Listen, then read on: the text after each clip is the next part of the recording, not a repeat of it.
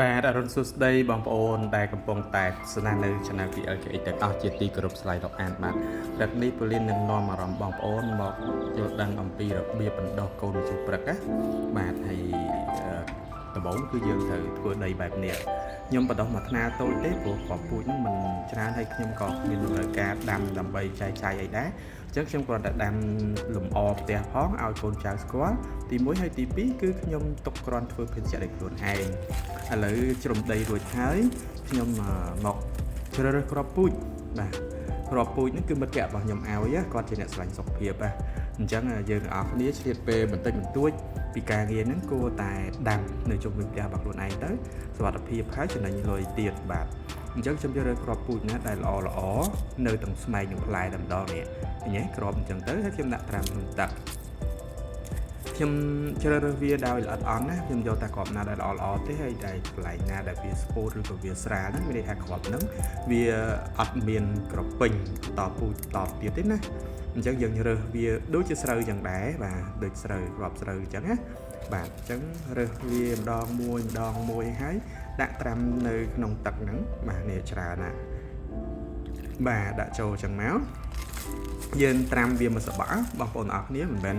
ត្រាំភ្លាមដាក់គ្រាប់ជ្រលក់ទឹកហើយយកមកបណ្ដោះទេគឺយើងត្រាំវាហើយទុកវាមួយដុំសិនណាបាទហើយម្ជូរព្រឹកនេះគឺជាគេហៅថាដំណាំមួយផ្លេតដែលមកពីខាងទ្វីបអាហ្វ្រិក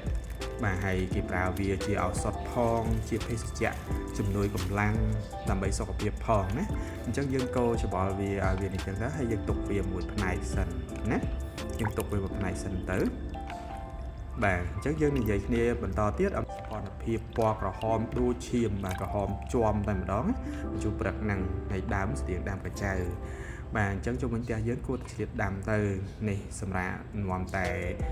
ក្របជូរព្រឹកយើងនេះយើងទស្សនាការ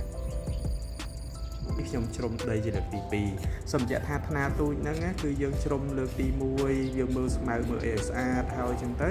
ហើយយើងដូចដែលខ្ញុំបង្ហាញមិញអញ្ចឹងបន្ទាប់មកគឺយើងត្រូវជ្រុំវាម្សាទៀតដើម្បីឲ្យប្រកាសថាដីដែលយើងធ្វើថ្នាលវាល្អិតល្អបាទអញ្ចឹងជ្រុំដីលើកទី2ហើយសម្រាប់ទីសិនណែផ្ទះខ្ញុំនៅមានដំណាំបន្លែផ្សេងទៀតច្រើនដែរដែលទុកបកាគ្រាន់ពេលអត់ឬក៏ពេលណាដែលយើងត្រូវការបន្ទាន់ភ្លាមអត់ទៅផ្សារអញ្ចឹងគឺយើងមានណាជីត្រប់សក្រីម្ទេសអីចឹងវាមានសពអញ្ចឹងទៅបែបនេះគឺញ៉េខ្ញុំត្រាំហ្នឹងដើម្បីកុំឲ្យខាតថ្នាលតូចហ្នឹងគឺខ្ញុំរៀបចំបណ្ដោះម្ជូរព្រឹកផងហើយនឹងក្របត្រឡាចផងដែរក្របត្រឡាចដែលខ្ញុំបានដាំទាំងខ្លួនឯងកាលពីលើកមុនណាបាទហើយខ្ញុំបង្ហាញជូនរបៀបទុកដាក់ដែរក្របត្រឡាចហ្នឹងណាប៉ុន្តែវីដេអូហ្នឹងខ្ញុំអត់ទាន់បានចេញទេបាទអញ្ចឹងខ្ញុំបណ្ដោះពេលហ្នឹងមួយគ្នាទៅ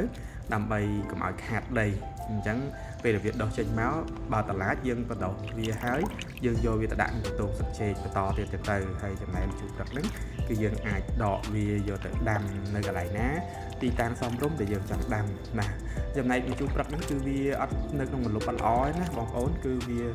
ត្រូវការកម្ដៅគួរសមដែរដឹងស្រាប់ហើយប្រភពរបស់វាមកពីអាហ្វ្រិកអញ្ចឹងគឺវាត្រូវការកម្ដៅហ្មងយើងដាក់វានៅកន្លែងវាត្រូវពេលថ្ងៃទៅបាទអញ្ចឹងរងចាំយើងនឹងថតវីដេអូពាក់ព័ន្ធទៅនឹងថាតើម្ជូរព្រឹកនឹងវាដុះលូតលាស់អត់ប៉ុណ្ណាហើយនៅជុំវិញផ្ទះខ្ញុំបង្ហាញជូនបន្តិចមុននឹងបញ្ចប់វីដេអូហ្នឹងបាទធម្មជាតិ